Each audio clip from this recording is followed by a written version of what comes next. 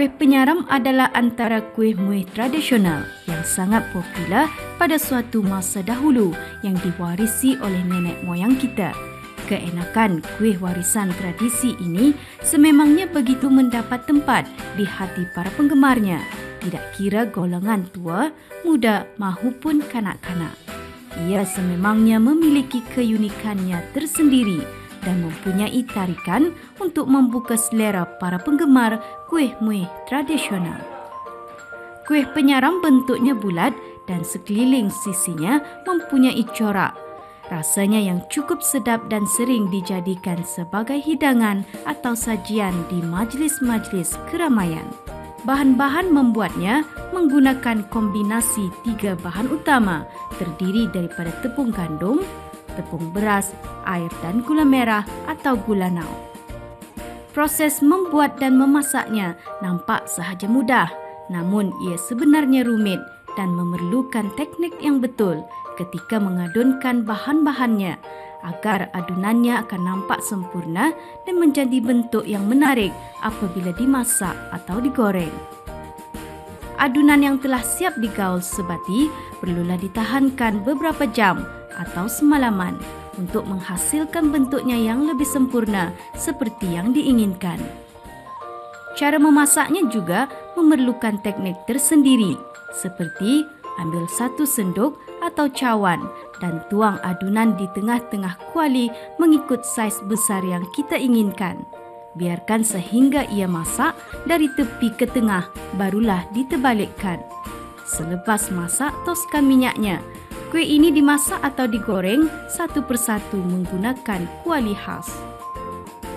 Kalau dahulu kuih tradisi seperti kuih penyaram ini menjadi kebanggaan dan satu kemestian di mana apabila adanya majlis-majlis keramaian seperti majlis perkahwinan, pernikahan, majlis suka dan duka mahupun hari raya, dan ia pasti menjadi hidangan khusus. Namun ia kini tidak lagi mudah untuk kita perolehi. Adapun penjualannya namun tidak lagi meluas seperti dahulu. Mungkin kerana tidak ramai lagi yang mahir membuatnya ataupun populariti kuih muih tradisi yang diwarisi di zaman nenek moyang kita terdahulu ada setengahnya hampir pupus dan kian dilupakan. Dayang Hajah Nur Syahrita binti Haji Muhammad Musbi berasal dari Kampung Sibut, daerah Temburung, antara orang yang masih aktif membuat kuih penyaram ini.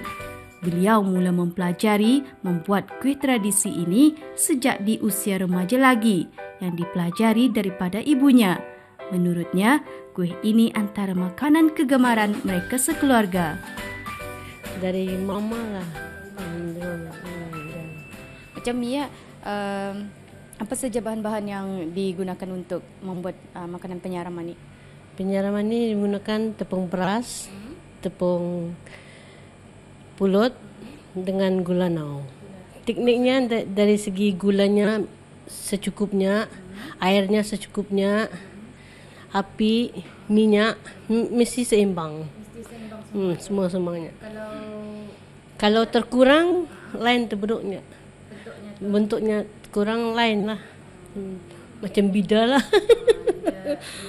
Rasanya manis, ada sedikit masam, lemak, berlemak.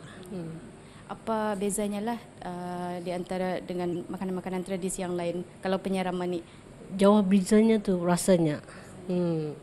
Apa keistimewaannya? Keistimewaannya penyaraman ni, ya hari-hari tertentu yang ada. Macam masa ni Memang payah terdapat lah masa ni. Kenapa ya tu? Mungkin masa ni orang-orang yang dah berminat membuat pasal papai cerewet lah membuatnya agak rumit lah. Kalau marah dah dapat buat penyaram. Kalau marah jadi penyaram dah jadi. Sabarlah. Ada teknik. Penyaram bizanya makanan tradisi yang lain, ia tersemewa bentuknya yang unik. Masuk dalam kuali boleh menjadi bunga, kata orang topi Mesiko. Bentuknya.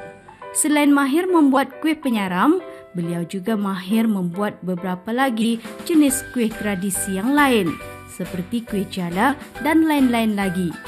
Beliau terus mengekalkan dan mempertahankan kuih tradisi ini kerana beliau melihat atas permintaan dan sambutan yang amat menggalakkan, terutama daripada keluarga dan kawan-kawannya. Di samping itu juga beliau berharap akan dapat memperkenalkan semula kuih tradisi ini khususnya kepada generasi sekarang. Ia juga boleh menjadi tarikan kepada para pelanggan atau pengunjung yang datang ke daerah ini. Ya, udah inilah dia kuih penyaram. Bentuk yang cukup unik dan juga menarik. Rasanya juga manis dan juga lemak dan cukup sedap sekali.